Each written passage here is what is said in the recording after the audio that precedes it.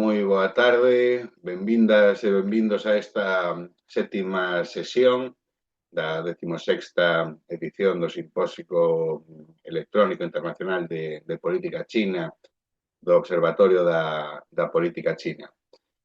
Tenemos ahora una sesión titulada China, Cooperación y Desarrollo Verde, donde nuestras cuatro ponentes pues presentarán diferentes enfoques alrededor del pensamiento verde chino, de la civilización ecológica, que sin duda pues serán de lo más interesantes para darle una vuelta al mapa y pensar esta crisis ecológica desde los ojos chinos. Así que, sin más, y recordándoles a los ponentes que tendrán que hacer una intervención de 12, 13 minutos, o si no, ya les avisaré yo de que les quedan dos minutos, y a las personas participantes en la sala que tengan el micro silenciado y que a medida que se les vayan ocurriendo preguntas a las diferentes ponentes las vayan colocando en el chat, pues damos ya inicio a la séptima sesión. Para abrirla, pues tenemos a Sebastián Schulz, que nos va a hablar bajo el título del desarrollo primero a la civilización ecológica, tensiones, reconfiguraciones y alcances del giro ambiental en el modelo chino de desarrollo. Sebastián Schulz pues es sociólogo por la Universidad Nacional de La Plata, especialista en estudios chinos y docente de grado y posgrado en la misma Universidad Nacional de La Plata. Es investigador también del Centro de Estudios Chinos de la Universidad de La Plata y del Centro de Investigaciones en Política y Economía. Es además integrante de los grupos de trabajo China y el mapa del poder mundial y geopolítica, integración regional y sistema mundial del Consejo Latinoamérica de Ciencias Sociales. Además, es un habitual participante de medios de comunicación y unas redes sociales muy interesantes, pues que también les invito a seguir. Adelante, Sebastián. Bueno, muchas gracias Daniel, muchas gracias Raquel también, y un gusto compartir panel con colegas tan queridos y amigos. Ustedes me dirán si se está viendo la presentación, Sí. ahora voy a ampliarla. Bueno, primero obviamente felicitaciones por el congreso, por el simposio. Creo que ya es la tercera o cuarta vez que participo desde 2020. Siempre para mí es una alegría estar presente y espero con ansias las convocatorias. A ver si... Bien, un poco mi trabajo es un resumen de algunas investigaciones que realicé el año pasado sobre la estrategia de desarrollo de China o el modelo de desarrollo de China, y sobre todo cómo se articula en esta misma estrategia las tensiones o las supuestas tensiones en relación al ambiente, ¿no? Sobre todo el pasaje de una estrategia que yo he denominado como de desarrollo primero a estas nuevas estrategias que se han denominado en la literatura china y sobre todo por Xi Jinping como civilización ecológica, ¿no? O ahora también reconfigurada como China hermosa en este último plan quinquenal que se acaba de aprobar. Em,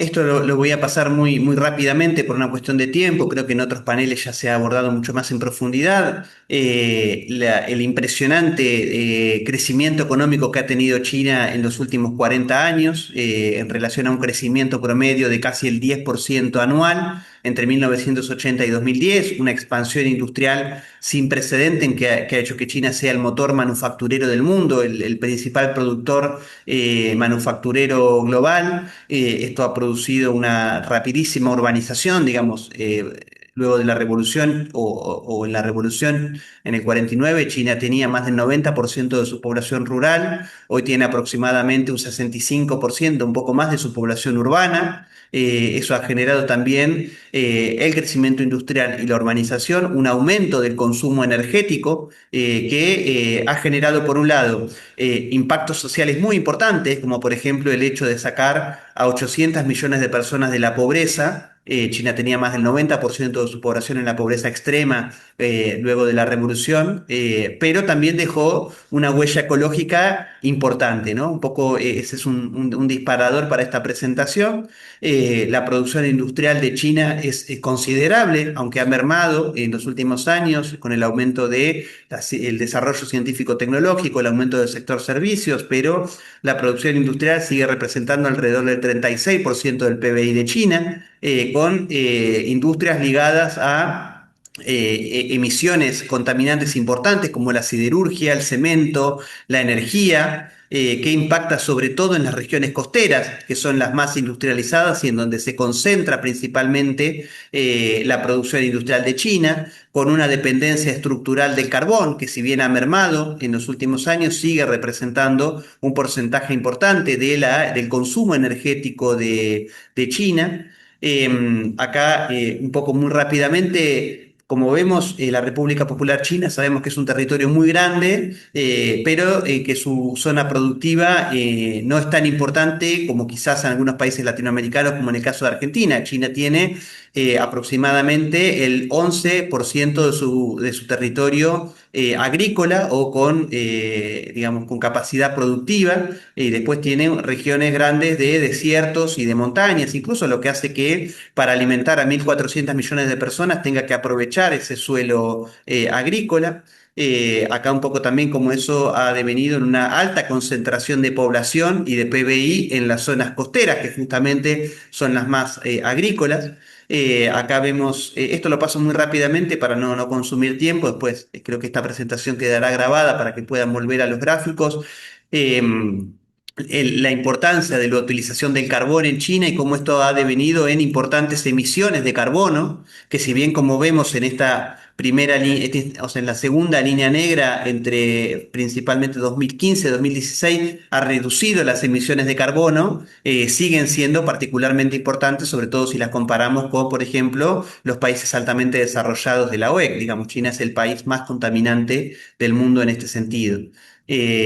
Acá vemos un gráfico en relación a lo que representa el carbón en el consumo de energía de China. Si bien ha habido un aumento de el consumo en base a gas, a energía hídrica y a otras energías renovables, el carbón sigue representando un porcentaje importante. Llegó a representar en 2013 casi el 70% del consumo de energía. China representó en 2017 el 30% de las emisiones mundiales de carbono, solo China. Esto generó algunas consecuencias, como por ejemplo la contaminación del aire, digamos, algo que muchas veces los que han ido a China hace quizás 10 o 15 años, la cuestión del smog, el 70% de las ciudades supera el límite de contaminaciones de aire. Eso ha tenido efectos materiales. Se habla de más de 2 millones de muertes al año en China por contaminación atmosférica, ¿no? Pero también los costos que eso ha generado en el PBI. Se habla de que la contaminación atmosférica representa o equivale al 3 o tiene impactos en aproximadamente el 3 o 4% de el PBI anual de China, la seguridad alimentaria y sobre todo lo que tiene que ver con la desertificación del suelo. Esto está un poquito más adelante. Tengamos en cuenta que, como decía antes, China tiene el 11% de su tierra arable para alimentar a 1.400 millones de personas, por lo que la seguridad alimentaria es considerada una cuestión de seguridad nacional en China, la posibilidad de darle de comer a su población, sobre todo en un contexto de tensiones en el mercado alimentario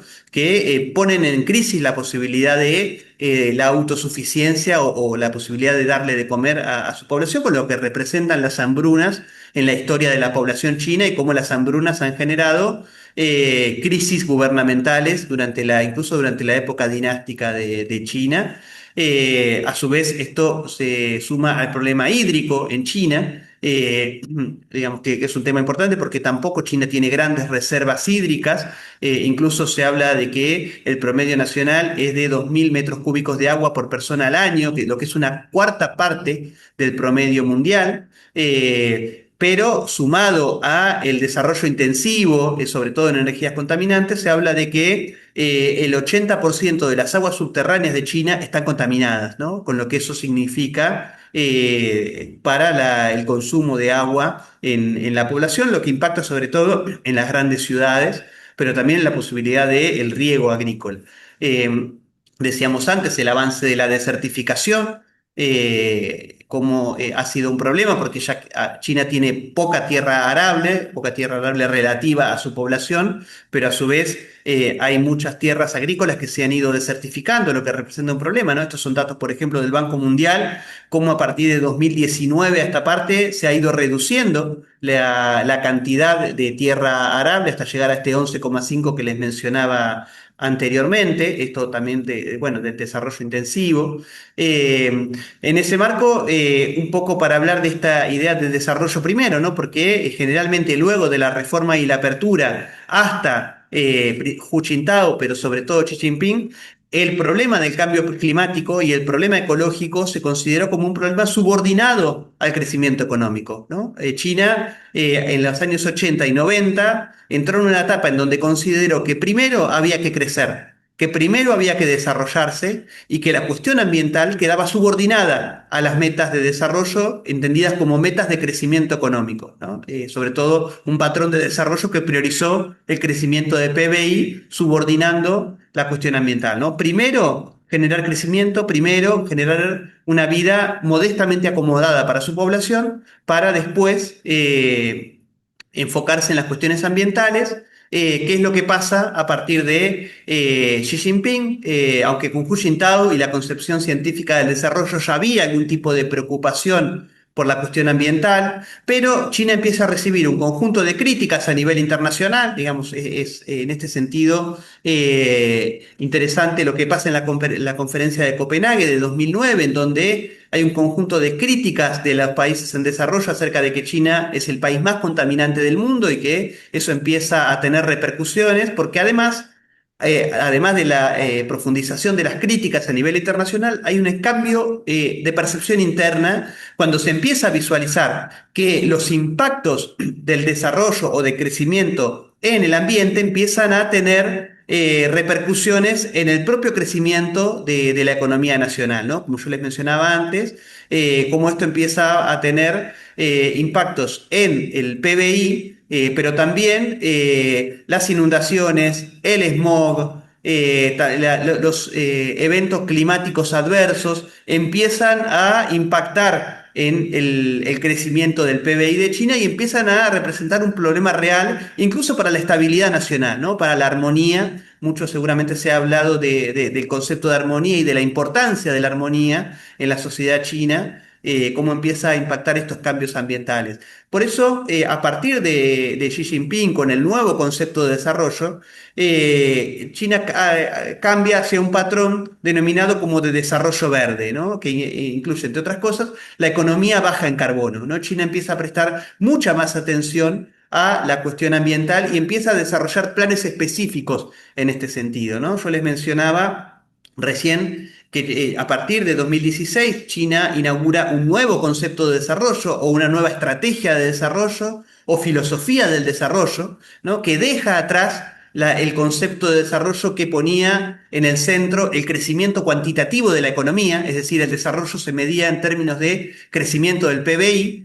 y empieza a prestar atención a variables más de carácter cualitativo, ¿no? Vemos, por ejemplo, que China deja de crecer a las tasas del 9-10% y empieza a crecer a tasas mucho menores en relación a China, ¿no? En relación al mundo sigue siendo alta, 5-6%. 4,5% como se ha puesto el crecimiento en este año. Ese nuevo concepto de desarrollo tiene 5 dimensiones que todas son muy interesantes para analizar: la innovación como vector del desarrollo, la coordinación, la apertura, la inclusión, pero me interesa particularmente el desarrollo verde, ¿no? Que es el motivo de esta presentación, que es concebido como la forma universal de desarrollo, ¿no? Cualquier tipo de innovación tecnológica o cualquier tipo de desarrollo industrial debe estar enmarcada en la estrategia de desarrollo verde. Esto implica, por ejemplo, reducir dependencias de carbón, pero también la promoción de energías limpias. Ahora si llegamos les quería mostrar algunos ejemplos. Se empiezan a poner metas específicas, ¿no? Por ejemplo, la meta conocida sobre el alcance de pico de emisiones máximas para 2035 y la neutralidad de carbono para 2060. ¿no? Un poco algunas cuestiones en relación a este nuevo concepto de desarrollo, algunos principios que empiezan a aparecer como montañas verdes y ríos limpios son montañas de oro y plata, ¿no? Frases que empiezan a aparecer como guías para el desarrollo, o esta idea de China hermosa de cara a 2035. Acá algunos datos, no me detengo por una cuestión de tiempo, en relación a las metas sobre transición energética y hacia alcanzar la neutralidad de carbono en 2060. Y algunas cuestiones en estos minutitos que me quedan sobre las transformaciones. Por ejemplo, en el sector de transporte, en donde China empieza un proceso agresivo de transición a la electromovilidad, en donde hoy más del 60% de los vehículos eléctricos, de los vehículos son eléctricos, ¿no? Puse una foto, por ejemplo, de lo que es las congestiones de tránsito en China, pero a diferencia quizás de Latinoamérica, estas congestiones son congestiones silenciosas. Digamos, al ser la mayor parte de los vehículos, vehículos eléctricos. No es un tránsito ruidoso quizás como en otras partes del mundo. Hoy se habla de que el 40% del total de vehículos nuevos en China son eléctricos, ¿no? Pero también abajo les quería mostrar principalmente un vehículo eléctrico que en este caso es de Huawei, ¿no? O sea, Huawei, una empresa identificada con los celulares y las tablets, así como por ejemplo Xiaomi también, se han dedicado al segmento de vehículos eléctricos, ¿no? La bajada del gobierno es que todas las empresas tienen que impulsar estrategias de transición hacia economías bajas en carbono. Entonces, las empresas de celulares se ponen a fabricar, por ejemplo, autos eléctricos compitiendo con BYD, Bike, SAIC, las grandes o 2 las más minutos, conocidas. Sebastián. Perfecto, sí, sí, creo que me va a alcanzar.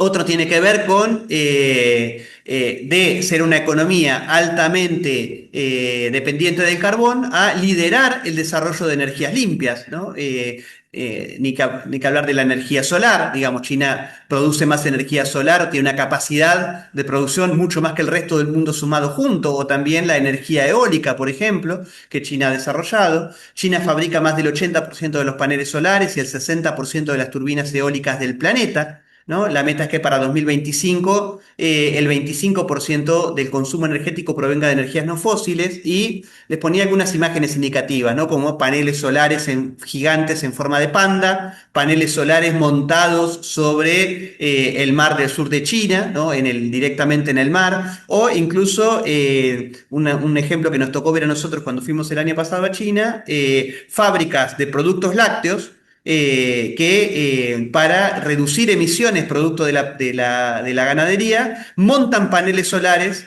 para reducir esas emisiones, y las vacas transitan por los paneles solares, ¿no? O sea, fábricas de productos lácteos que también se comprometen con este pasaje a las energías limpias. Bueno, lo que es la plantación de bosques artificiales, ¿no? La Gran Muralla Verde, por ejemplo, solo lo menciono, así soy respetuoso con los tiempos. Y por último, el caso también que me resultaba interesante, el rescate de lagos, ¿no? Como, por ejemplo, empresas de construcción, como China Construction Company, se dedican a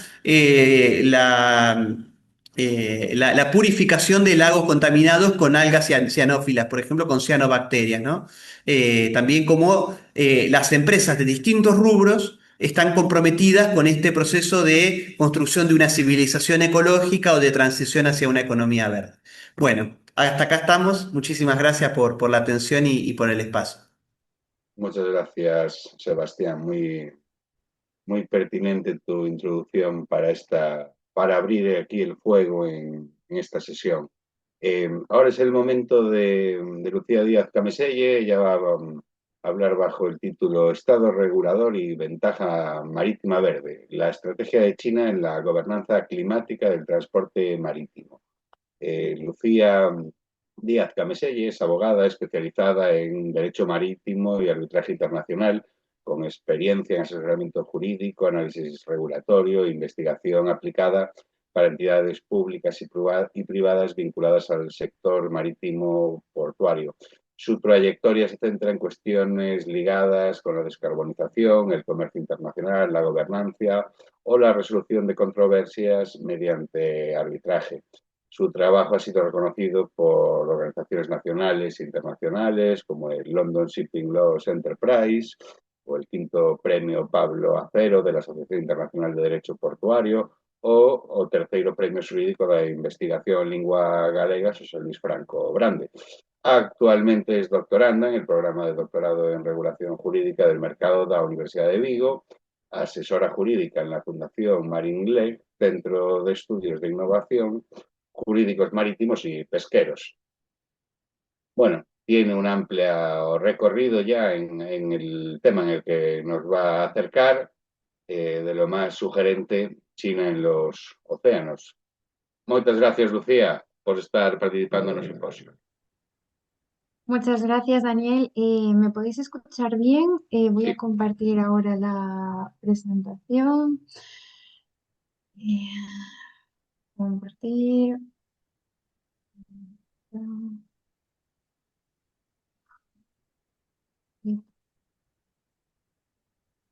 Bueno, lo dejamos así. Eh, bueno, antes de nada, agradecer al IGADI, al Observatorio de Política China y a la Casa Asia la oportunidad de participar en esta fantástica iniciativa. Sin más demora, paso a tratar la temática. Mi intervención aborda la estrategia de China en la gobernanza climática del transporte marítimo. Bueno, como muy bien ha comentado mi compañero Sebastián, China es uno de los actores que más se vigilan actualmente a nivel internacional y que están marcando actualmente la evolución normativa.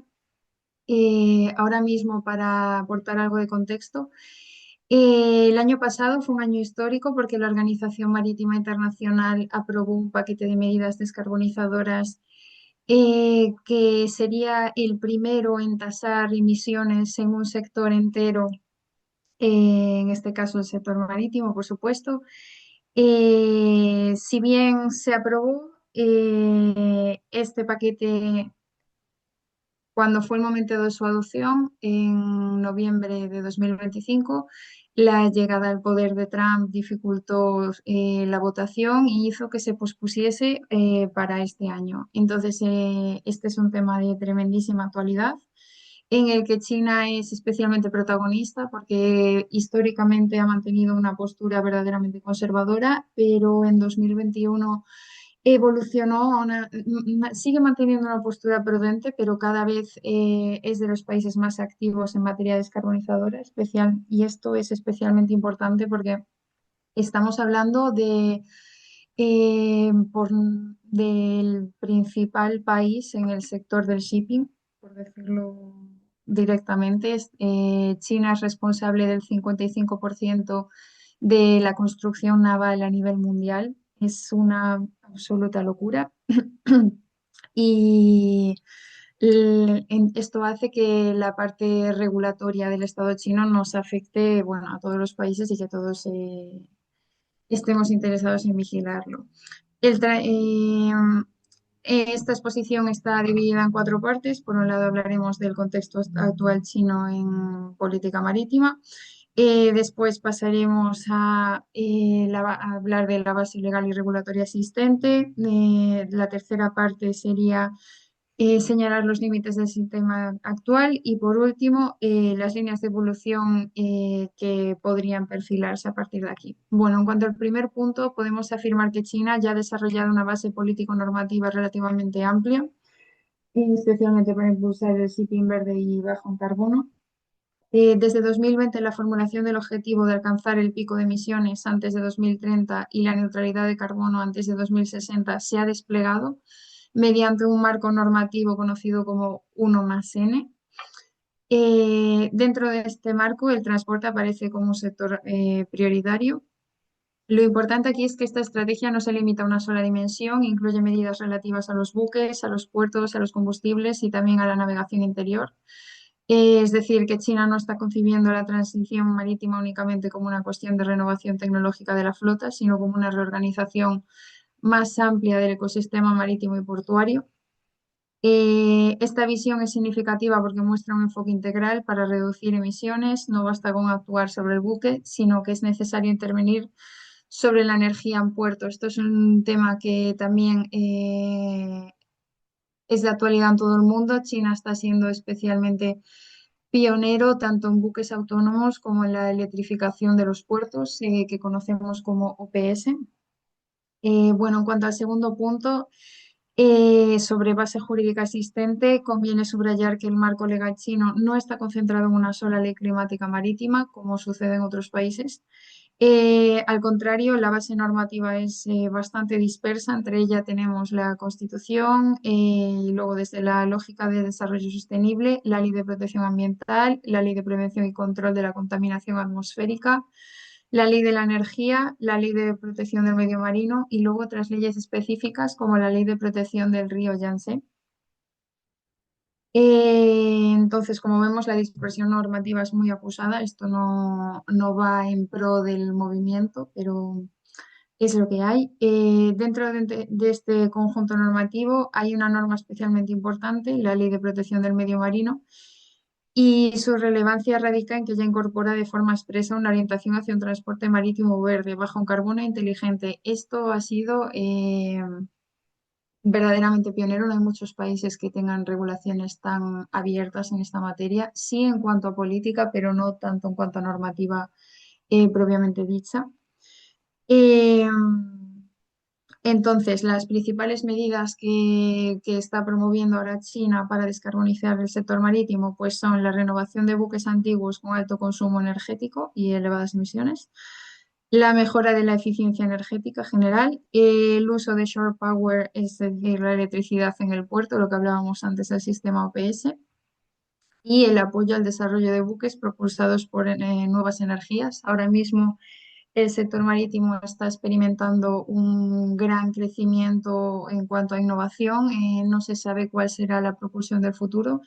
Hay personas que hablan de buques que se propulsarán por hidrógeno, otros por GNL, otros hasta por energía nuclear, e incluso hay movimientos de sistemas de propulsión eólica, otra vez un poco volver al sistema de velas, pero bueno, con unas estructuras bastante especiales. En esto China también es pionero. Eh, y nada, como señalamos antes, o sea, quiero remarcar que China es responsable del 55% de la construcción naval mundial. Esto según el informe UNCTAD del transporte marítimo de 2025. Entonces, en cuanto al tercer punto de nuestra exposición, el problema del sistema actual, pues sería encontraríamos dos déficits. El primero es que los objetivos existen, pero siguen siendo demasiado generales. Esto podemos decir que se repite en el panorama global.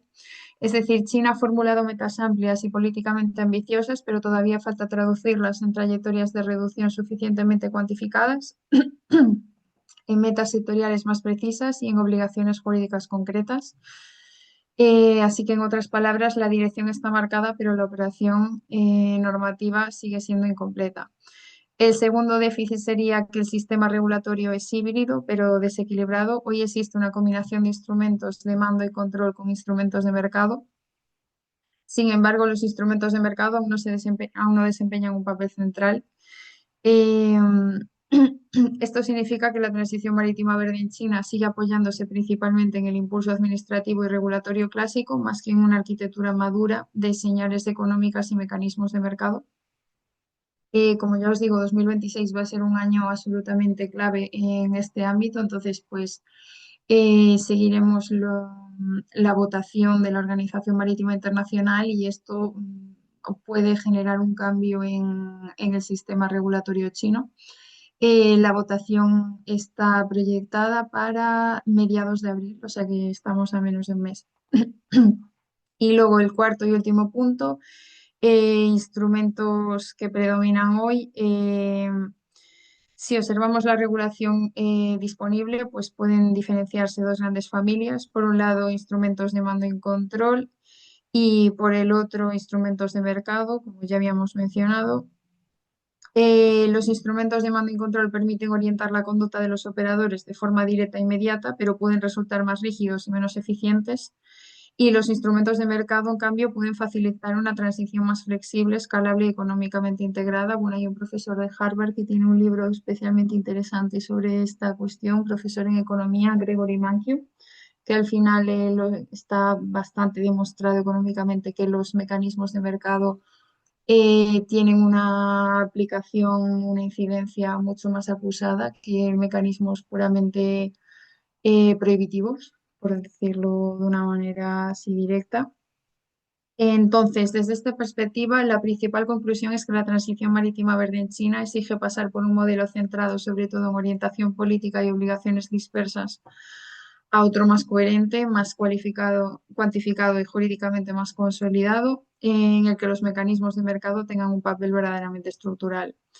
En conclusión, puede decirse que China ya ha puesto en marcha una estrategia de gobernanza climática del transporte marítimo que combina planificación estatal, base legal dispersa, regulación ambiental, instrumentos de transición sectorial, y que esta estrategia revela un modelo de Estado regulador activo capaz de orientar la modernización verde del sector marítimo.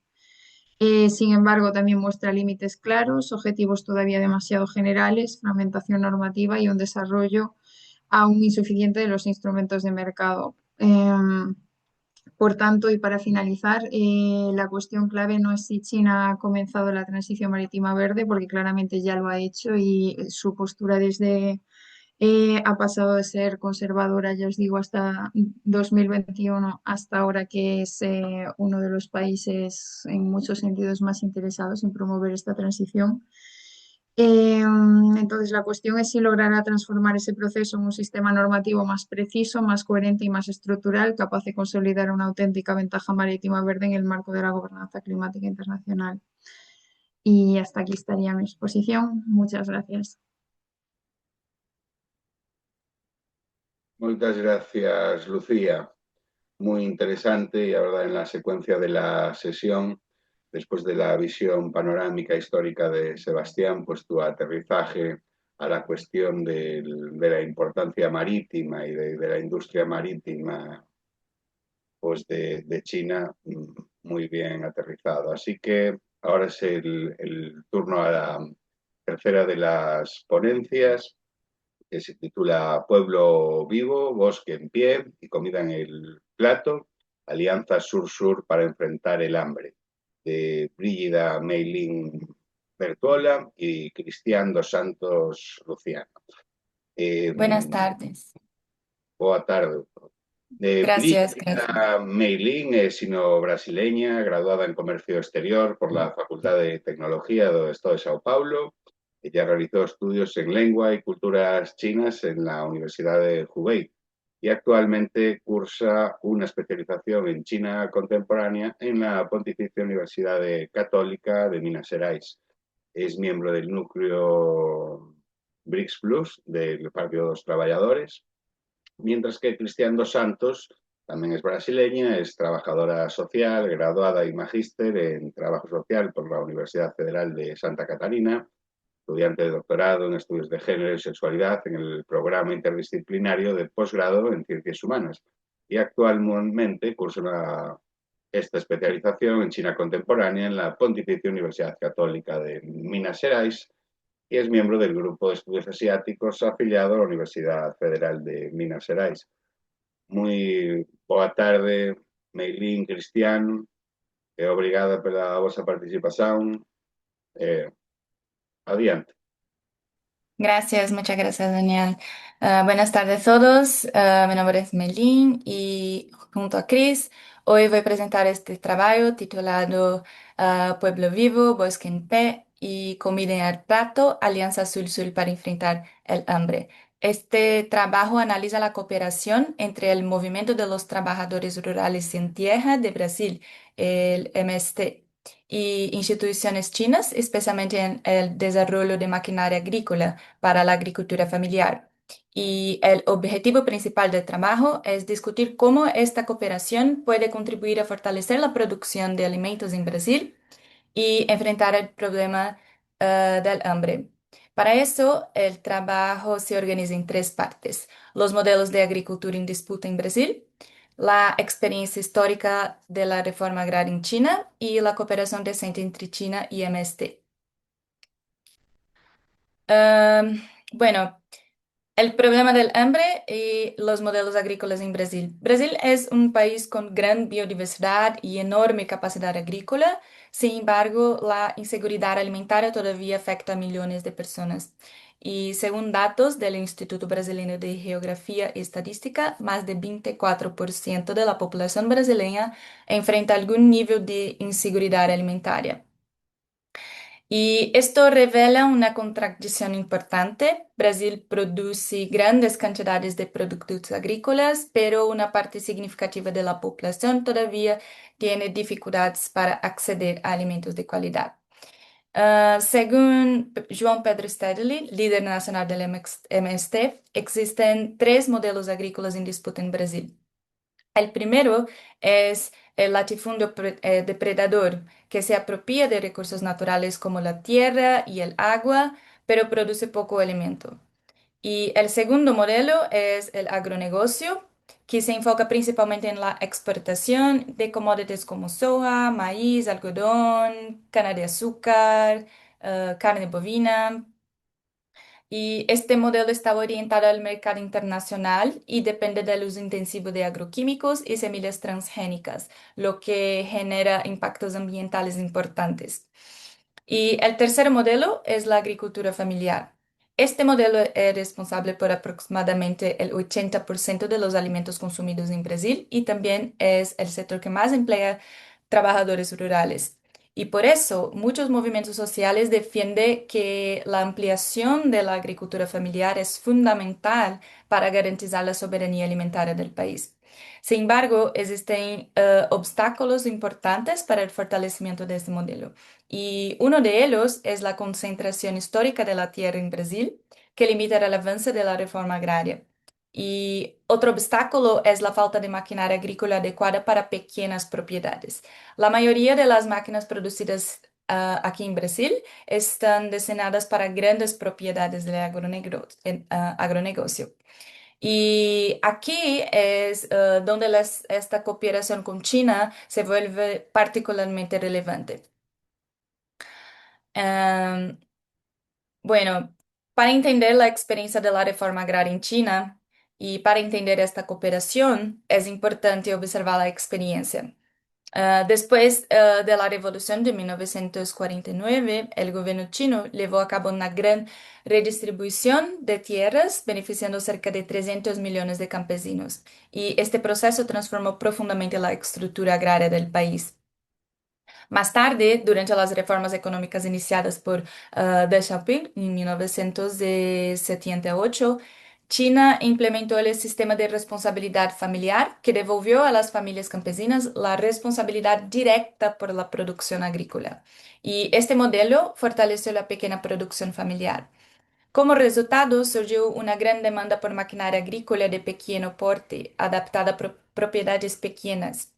Y al mismo tiempo, el desarrollo de las Township and Village Enterprises, conocidas como TVEs, permitió la creación de una industria descentralizada de maquinaria agrícola. Y estas empresas produjeron tractores ligeros, motocultivadores y cosechadoras pequeñas, accesibles para agricultores familiares. Y gracias a esta combinación de reforma agraria, innovación tecnológica y políticas públicas, China logró aumentar significativamente la productividad agrícola y reducir la pobreza rural.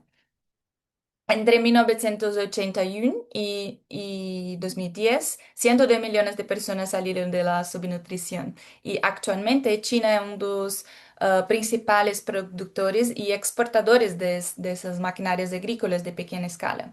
Y esta experiencia se convirtió en una referencia muy importante para otros países del sur global. Y ahora la cooperación entre China y MST. Chris, por favor.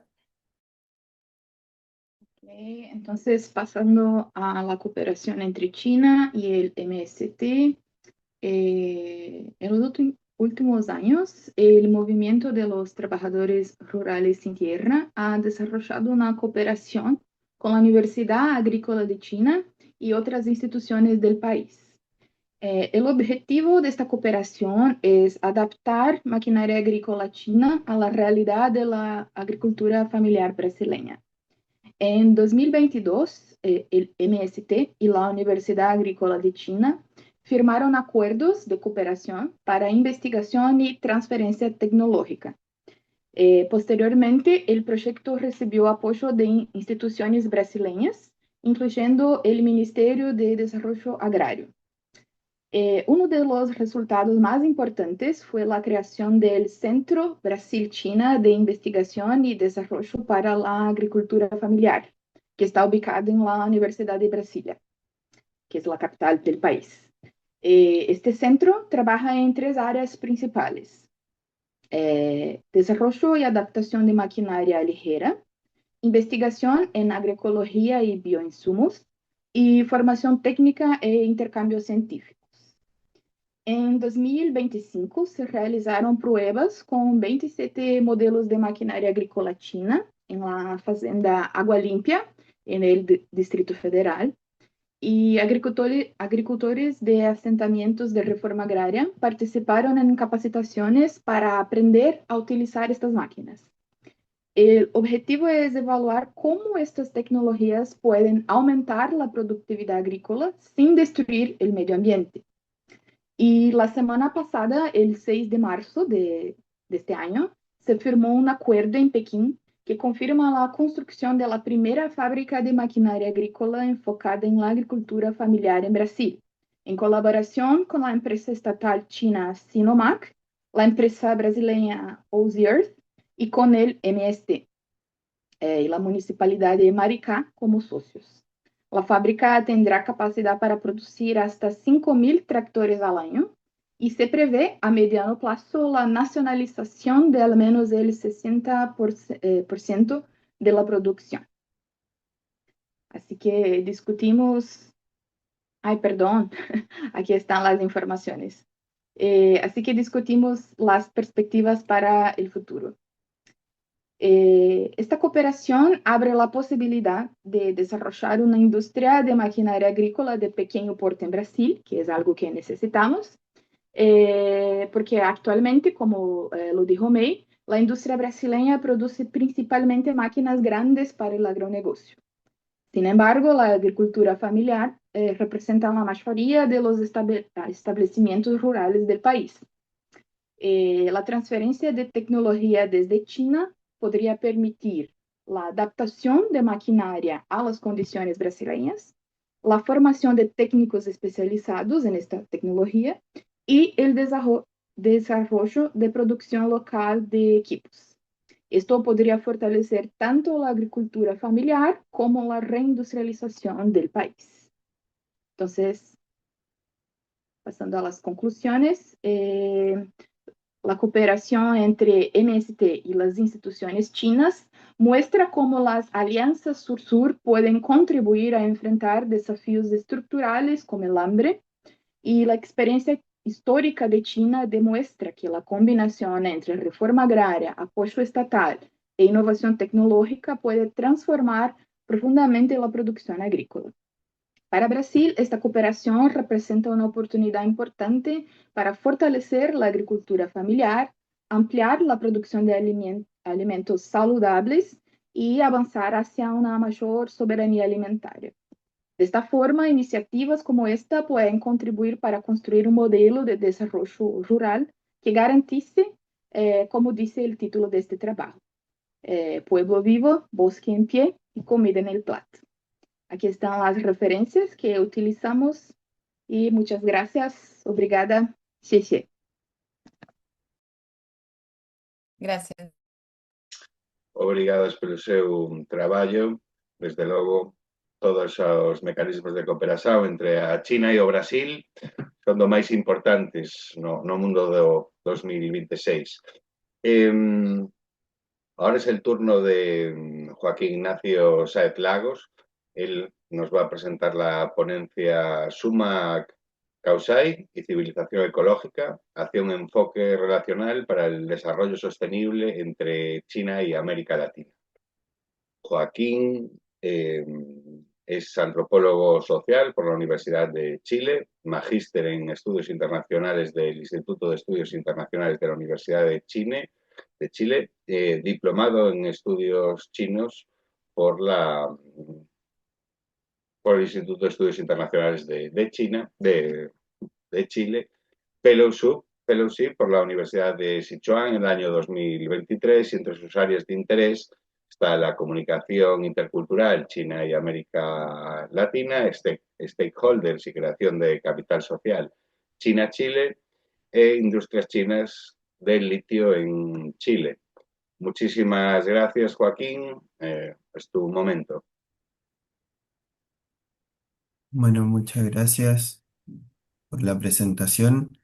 Lo que les vengo a compartir acá son los resultados de un trabajo que realizamos junto con Juan Enrique Serrano de la Universidad de Chile, así como también las académicas Daniela Hernández y Andrea Freites, que fueron mi equipo de trabajo, para una serie de papers titulados Civilización ecológica con características latinoamericanas, teorización y desarrollo conceptual.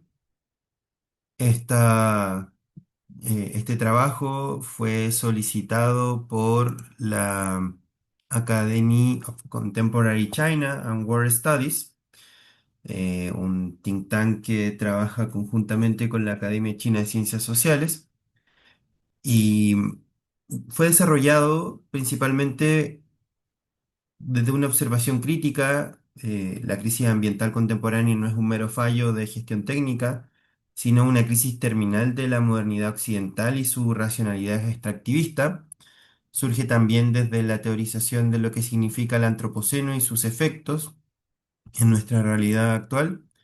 Por lo tanto, esta investigación no se limita a describir solo políticas públicas, y también es muy valioso que las presentaciones anteriores hayan presentado aportes con datos específicos respecto a lo que ha sido esta transición ecológica de China, porque nos permite también hablar un poco de cómo se articula este paradigma civilizatorio de, el concepto de la civilización ecológica. Parte también de una consideración importante que fue la similitud que se mencionó en el Diálogo de Civilizaciones 2024 entre las máscaras de oro de la cultura Sanqingdui y las máscaras incas de nuestra región. Esa analogía sirvió para simbolizar una maestría técnica y una conexión civilizatoria profunda que también se integra en la iniciativa de la civilización global, una de las relevantes eh, 4 iniciativas globales que ha presentado China, al menos en los últimos 5 años. Metodológicamente, el estudio busca hacer una comparación técnica de categorías ontológicas. En la primera sección examinamos la propuesta de la civilización ecológica desde China, no como un eslogan, considerando que también el contexto de surgimiento tiene una categoría top-down, pero también cómo se articula esta tercera etapa de la evolución humana posterior a la era agrícola e industrial, y cómo también se presentan visiones desde América Latina que pueden coincidir con esto, que serían de carácter bottom-up, particularmente desde las epistemologías del sur que menciona Boaventura Sousa Santos, para verificar el grado de convergencia que existe con nuestra realidad regional y los procesos que está desarrollando China a través de su política exterior. El resultado fundamental es que existe una base filosófica común que permite una cooperación tecnológica con identidad cultural, superando un modelo de dependencia tradicional. Y este diálogo se articula bajo el marco general que presenta el Objetivo de Desarrollo Sostenible 17, pero sobre todo la Agenda 2030 de Naciones Unidas, y es el eje coordinador de esta nueva diplomacia de conocimiento entre China y América Latina. Al profundizar en la conceptualización de la civilización ecológica, nuestra investigación identificó 4 ejes analíticos. El primero fue la narrativa de gobierno que articula la civilización ecológica, que la integra en los planes quinquenales, que también la hace un elemento visible en China. Yo vivo en Shanghái, actualmente yo estudio en la Universidad Shanghái Jiao Tong, una maestría en ciencia política, y acá al frente de Shanghái se encuentra la isla de Chongming. Chongming es un territorio ejemplo para la civilización ecológica que funciona como un pulmón verde para Shanghái. Así también existen otros territorios que son elementos cruciales para trabajar con casos como también los que mencionaba Sebastián, respecto a la limpieza de lagunas, a el trabajo con líderes medioambientales y también con gobiernos locales, de tal forma que esta narrativa del gobierno tenga un asidero en términos más locales. El enfoque crítico también se articula, la perspectiva histórica de larga duración y las tensiones teóricas inherentes al modelo. Uno de los hallazgos más interesantes es que China no actúa bajo la lógica simplista del Estado-nación, sino de un Estado-civilización. Entonces, aquí es importante comprender lo que denominamos la modernización de estilo chino, un elemento muy relevante para un país que ha trabajado tan intensivamente en los ODS en los últimos años, con una revolución industrial también de corta duración comparado con los países del norte global. Y como señala Esteban Harrell, un paradigma civilizatorio importante también que implica una ingeniería social y humana muy importante que las personas puedan asimilar. Entonces esto se integra también en lugares de trabajo, en escuelas, se busca asimilar esta conceptualización. También se verifica que el núcleo de la política ambiental china persiste en conceptos metafísicos, como el Dao, el orden natural, y el Qi, la energía vital. El taoísmo está presente en la discusión de sostenibilidad porque sugiere que el equilibrio entre la ganancia económica y la conservación no es una meta transaccional, sino un imperativo ontológico, lo cual en términos de política exterior tiene mucha relación con los planteamientos de Qin Yaqing, con la teoría de relaciones internacionales china de carácter relacional y sobre todo que la civilización ecológica promueve una just transition, una transición justa que busca combatir el mismo enfoque top-down del cual nace, es decir, que se presenta desde una lógica superior, pero que su legitimidad se busca de manera paulatina y resuene también en la historia milenaria del territorio. Esta sostenibilidad de larga duración se ofrece como alternativa al desarrollismo desenfrenado y también a las características de la modernidad industrial. Respecto a la parte latinoamericana, en la segunda fase de la investigación arrojamos luces sobre la arquitectura intelectual de América Latina, como mencionaba antes, la ecología de saberes de Aventura Sousa Santos, y los resultados demuestran que la región no necesita importar una conciencia ecológica, pues ya la posee en sus raíces más profundas, categorizándolo en tres pilares que también pueden ser bastante similares, que provienen de territorios cercanos pero que son clave para entender el distinto enfoque que se les puede dar. Se utiliza el Sumacaucay, o buen vivir de las culturas andinas, el Kume Mongen de la cosmovisión mapuche y también el buen vivir como un concepto sociopolítico que se integra en los derechos económicos, sociales y culturales que se promueven alrededor de la región. La conclusión teórica central de este bloque es que existe una simetría ontológica fundamental. Tanto el pensamiento holístico chino como nuestras epistemologías del sur rechazan la dicotomía cartesiana que separa al humano de la naturaleza, y es una de las imperativos también en el estudio antropológico de este fenómeno. Para varias culturas de América Latina, la tierra no es solo un recurso o un objeto de dominio, sino un sujeto de derecho y reciprocidad. Y uno de los estudios longitudinales más importantes del último tiempo que pudimos revisar señalaba que son también la primera línea de acción los líderes medioambientales y las comunidades, puesto que son los principales afectados cuando existe procesos de contaminación extensivos, pero a la vez son los más conscientes de cuál es la relevancia en poner en valor estos espacios para generar una transición justa. En consecuencia, el estudio concluye que el diálogo con China permite a América Latina reactivar su propia ontología para encontrarse con la propuesta asiática en una relación de horizontalidad. Esto también implica generar propuestas activas, una hoja de ruta y sobre todo una respuesta no reactiva al contexto actual, donde conceptos como lo geoeconómico toman la palestra y articulan la interacción con países como China y Estados Unidos.